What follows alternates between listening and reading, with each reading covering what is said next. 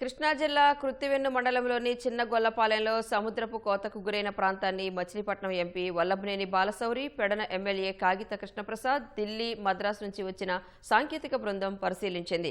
సముద్రపు అలల కోతకు గురవుతున్న తమ గ్రామాన్ని కాపాడాలని చిన్నగొల్లపాలెం ప్రజలు ఎప్పటినుంచో కోరుతున్నారు. వారి అభ్యర్థన మేరకు నేతలు సాంకేతిక నిపుణులతో కలిసి కోతకు గురైన ప్రాంతాన్ని పరిశీలించారు. దాదాపు 1000 నుంచి 1200 ఎకరాల భూమి సముద్ర గర్భంలో కలిసిపోయిందని నేతలు తెలిపారు.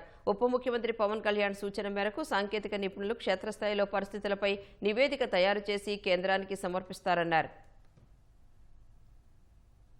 ఈరోజు ఈ బోట్లో మీ అందరం దాదాపుగా 1 గంట సేపు ఎక్కడైతే కోతకి గురవుతుందో ఆ ప్రాంతాన్ని మొత్తం కూడా చూసాం. దీన్ని వాళ్ళు ప్రాపర్గా ఈ విషయాన్ని సబ్జెక్ట్ని అర్థం చేసుకొని సైంటిస్టులు దీన్ని ఒక ప్రాజెక్ట్ రిపోర్ట్ తయారు చేస్తారు.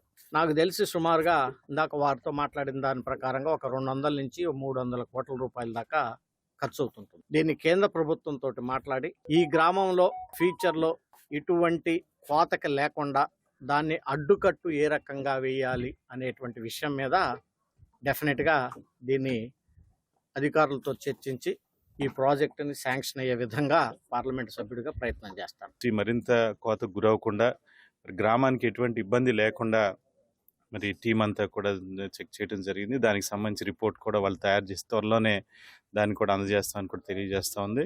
గ్రామస్తులకి ఎటువంటి ఇబ్బంది లేకుండా ఇంకా ఎటువంటి ఎరోజన్ జరగకుండా ఆపేటువంటి విధంగా మరి ప్రభుత్వం ముందుకెళ్తా ఉందని కూడా తెలియజేస్తాను. జిల్లాకు సంబంధించిన పనులు మనకి ముప్పాడులో చేసాం, శ్రీకాకుళంలో చేసాం, వైజాగ్లో చేసాం.